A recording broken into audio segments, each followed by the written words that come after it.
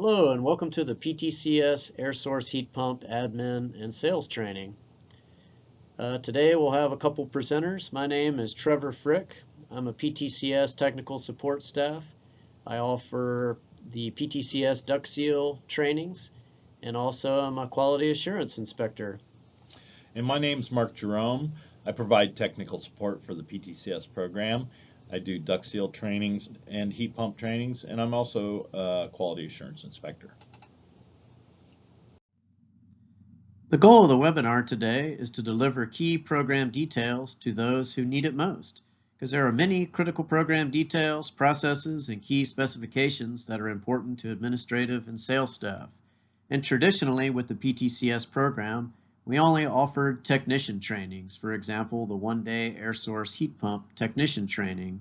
But at times, that technician had no role with administrative type work or sales type work. Sometimes they did, sometimes they didn't, kind of depending on the size of the company and the company model. But we wanted to create a webinar that really dove into administrative and sales type information that's critical for success for a quality PTCS installation.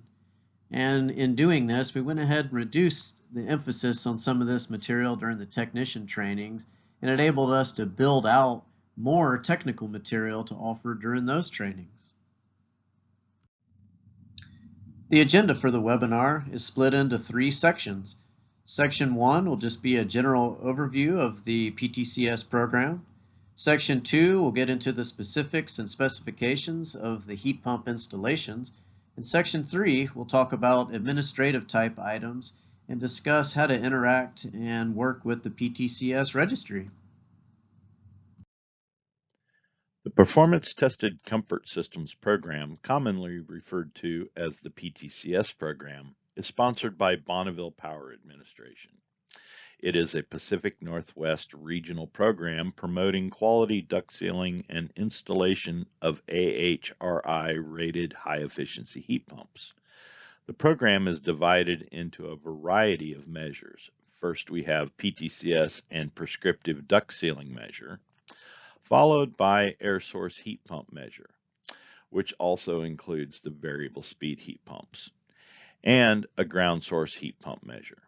There are currently 76 utilities that participate in the program throughout the Northwest and just over 2,100 active technicians. Since the program's inception back in 2006, there's been about 118,000 installations, and this includes any air source heat pump or duct sealing measure that has come through the PTCS program.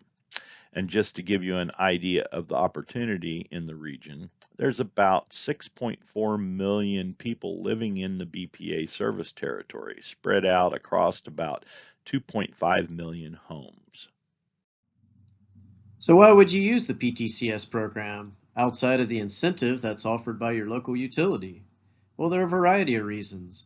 The PTCS program and the specifications can serve as a great roadmap for a quality HVAC installation. And generally, when HVAC equipment is installed in a manner consistent with the manufacturer's specifications, you'll get greater homeowner comfort and reduced callbacks, and this leads to greater overall customer satisfaction. You can also get greater durability and longevity out of the equipment when it's installed well. And the final benefit is energy savings for the region and for the homeowner. So why would a utility be willing to offer an incentive to a contractor or a homeowner to install a new heat pump and in turn save electricity? Aren't they in the energy business? Well, the reason's quite simple. As more and more people move to the Northwest and build homes and start businesses, it's just more and more demand put on our energy grid.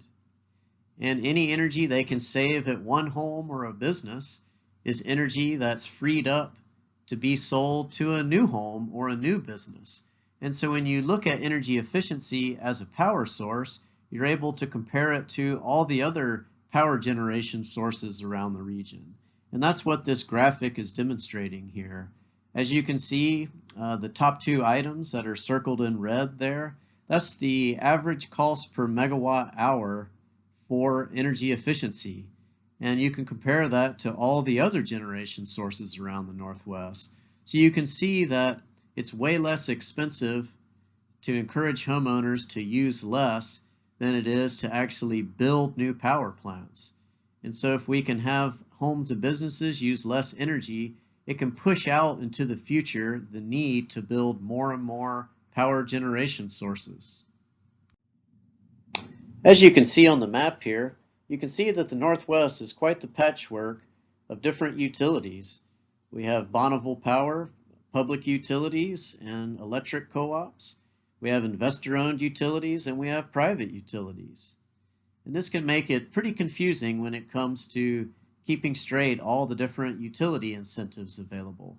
So it's a good idea to get to know your customer's utility. Many contractors will work across 2, 3, 4, even more utility service territories.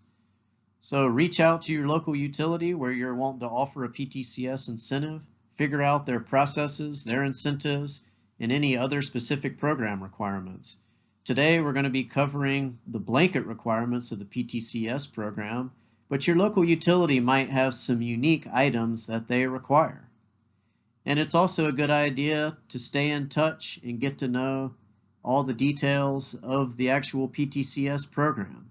We'll learn a lot of those today, and towards the end of the slide deck, we'll show a slide that lets you know how to stay informed with our newsletter. So it's an easy way to keep up to date on all the different program changes and program offerings.